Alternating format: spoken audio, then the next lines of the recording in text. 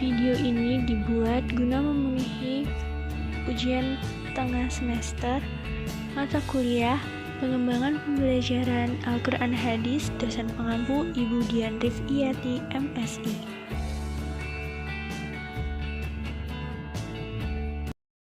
Assalamualaikum warahmatullahi wabarakatuh. Apa kabar adik-adik semua? Semoga kalian dalam keadaan sehat dan selalu dilindungi Allah Subhanahu wa Ta'ala. Hari ini kita akan belajar mengenai mendakwahkan keramahan Islam. Sebelum memasuki materi pembelajaran, perkenankan Ibu untuk memperkenalkan tujuan pembelajaran. Yang pertama, peserta didik mampu menghayati dan meyakini dan menjalankan kewajiban dakwah sebagaimana ajaran agama Islam yang harus dilakukan oleh setiap muslim. Yang kedua, peserta didik mampu menyebutkan sikap toleran terhadap masyarakat. Yang ketiga, peserta didik mampu membiasakan sikap toleran sebagai implementasi mendakwahkan keramahan Islam dalam kehidupan sehari-hari. Yang keempat, peserta didik mampu menjalankan isi pokok kandungan Al-Quran Surat An-Nahl, Al-Hijr, dan Asy-Syu'ara. Oke, jadi pembahasan kita kali ini ada 4 pembahasan. Yang pertama, kewajiban berdakwah dalam Quran Surat An-Nahl ayat 125. Yang kedua, fase dakwah secara sembunyi-sembunyi dalam Quran Surat Asy-Syu'ara ayat 214-216. Kemudian yang ketiga, ada fase dakwah secara terang-terangan dalam Surat Al-Hijr ayat 94-96. Dan pembahasan yang keempat, hadis riwayat Muslim dari Abu Hurairah radhiyallahu an tentang keutamaan berdakwah. Yuk langsung saja simak materinya. Oke, langsung saja kita ke materi yang pertama, yaitu materi kewajiban berdakwah dalam Quran Surat An-Nahl ayat 125. Bismillahirrahmanirrahim. Ud'u ila sabili rabbika bil hikmati wal mau'izatil hasanati wajadilhum billati hiya ahsan.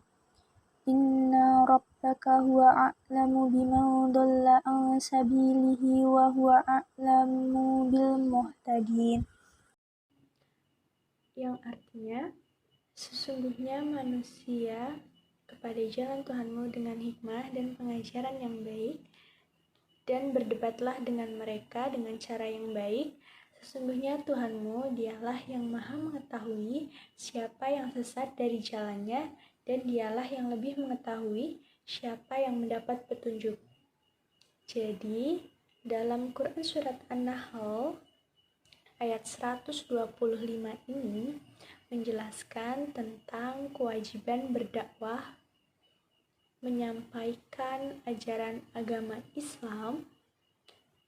Kata perintah di awal ayat ini menegaskan akan kewajiban menyampaikan ajaran Islam.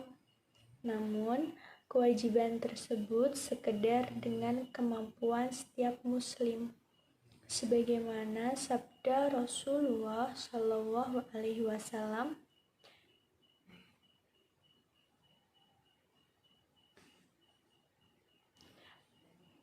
barang siapa melihat kemungkaran, maka hendaklah dia mengubah dengan tangannya. Jika dia tidak mampu, maka dengan lisannya. Jika dia tidak mampu, maka dengan hatinya. Hadis riwayat Muslim. Dalam surat An-Nahl ayat 125 tersebut menunjukkan bahwa Allah memberi beberapa metode dalam melaksanakan tugas dakwah. Metode tersebut adalah kebijaksanaan, pengajaran atau nasihat yang baik, kemudian metode perdebatan, namun dilakukan dengan debat yang baik, dan saling menghargai dan beretika.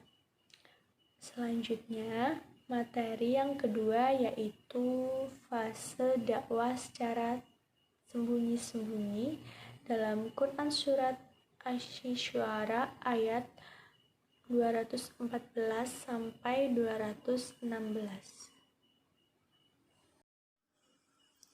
Bismillahirrahmanirrahim. Wa anzir ashiratakal aqrabin wahfid janahaka limanittaba'aka minal mu'minin fa in asauka faqul inni bari'um mimma ta'malun. Artinya, dan berilah peringatan kepada kerabat-kerabatmu Muhammad yang terdekat, dan rendahkanlah dirimu terhadap orang-orang yang beriman yang mengikutimu. Kemudian, jika mereka mendurhakaimu, maka katakanlah Muhammad, sesungguhnya aku tidak bertanggung jawab terhadap apa yang kamu kerjakan. Nah, dari ayat Quran Surat Asy-Syu'ara ayat 214 sampai 216 ini, ayat tersebut menjelaskan tentang bahwa dalam melakukan dakwah terhadap orang lain gitu terdapat tahapan sesuai dengan kondisi. Rasulullah melakukan dakwah kepada orang-orang terdekat dari secara sembunyi-sembunyi. Hal tersebut dilakukan karena keadaan belum memungkinkan dakwah secara terang-terangan, maka masuk Islamlah generasi pertama, yaitu Khadijah, Abu Bakar Asy-Syiddiq, dan Ali bin Abi Thalib, dan lain-lain. Nah, dari para generasi as-sabiqunal awalun inilah Islam berkembang dengan baik di masa-masa sesudahnya. Jadi, saat zaman dahulu Rasulullah berdakwah secara sembunyi-sembunyi dahulu, karena pasti terdapat banyak penolakan, banyak yang menentang beliau, dan banyak yang tidak percaya. Jadi Rasulullah harus berdakwah menggunakan strategi, yaitu secara sembunyi-sembunyi, dan seiring berjalannya waktu beliau bisa berdakwah secara terang-terangan yang dijelaskan dalam Quran Surat Al-Hijr ayat 94 sampai 96. Bismillahirrahmanirrahim. Fasda' bima tu'maru wa a'rid 'anil musyrikin. Inna kafainakal mustahzi'in. Alladina yaj'aluna ma'allahi ilahan akhar. Fasawfa ya'lamun. Artinya, maka sampaikanlah Muhammad secara terang-terangan segala apa yang diperintahkan kepadamu, dan berpalinglah dari orang yang musyrik. Sesungguhnya kami memelihara kamu dari kejahatan orang yang memperolok-olokkan engkau, yaitu orang-orang yang menganggap adanya Tuhan selain Allah. Mereka kelak akan mengetahui akibatnya. Di dalam Quran Surat Al-Hijr ayat 94 sampai 96 tersebut menjelaskan tentang perjalanan dakwah Rasulullah dari berdakwah secara sembunyi-sembunyi, kemudian beliau berdakwah dan diperintahkan untuk berdakwah secara terang-terangan. Setelah bertahun-tahun dakwah dilakukan secara sembunyi-sembunyi, saat eksistensi umat Islam dirasa cukup memadai, maka turunlah perintah untuk berdakwah atau mendakwahkan Islam secara terang-terangan. Meskipun ketika Rasulullah berdakwah secara terang-terangan, banyak sekali terjadi penolakan dan banyak sekali orang yang menentang, memusuhi kaum muslimin dan Rasulullah. Tetapi dakwah harus tetap dilakukan. Allah menjamin keselamatan Rasulullah dan umat Islam dalam berdakwah. Bahkan tugas mereka menyampaikan ajaran Islam, menerima atau tidaknya masyarakat tersebut urusan Allah Subhanahu wa Ta'ala. Nah, tentu di setiap perjuangan akan menghasilkan hasil.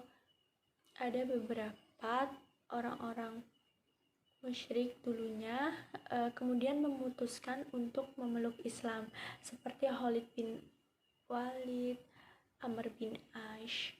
Nah, ayat ini menegaskan kewajiban dakwah sekaligus kemungkinan adanya respon negatif dari masyarakat, bahkan penolakan dan ancaman. Kemudian pembahasan yang terakhir yaitu pembahasan keempat, hadis riwayat Muslim dari Abu Hurairah radhiyallahu anhu tentang keutamaan berdakwah. Dari Abu Hurairah radhiyallahu anhu bahwasanya Rasulullah Shallallahu alaihi wasallam bersabda, barang siapa yang mengajak kepada petunjuk, maka baginya pahala seperti pahala orang-orang yang mengikutinya tanpa mengurangi pahala mereka sedikit pun. Dan barang siapa yang mengajak kepada kesesatan, maka ia mendapat dosa seperti dosa orang-orang yang mengikutinya tanpa mengurangi dosa mereka sedikit pun. Hadis riwayat Muslim. Hadis tersebut menjelaskan bahwa keutamaan orang yang melakukan dakwah secara mereka akan mendapat pahala sama seperti dengan orang yang berdakwah tersebut. Kemudian selain dakwah sebagai kewajiban, dakwah memberikan bagi pelakunya pahala yang bagus dan masif. Maksudnya pahala tetap mengalir kepada pendakwah sampai hari kiamat. Oke, wah, tidak terasa ya materi kita hampir selesai. Jadi rangkuman materi yang kita pelajari hari ini yaitu yang pertama, dakwah itu berarti mengajak atau memanggil.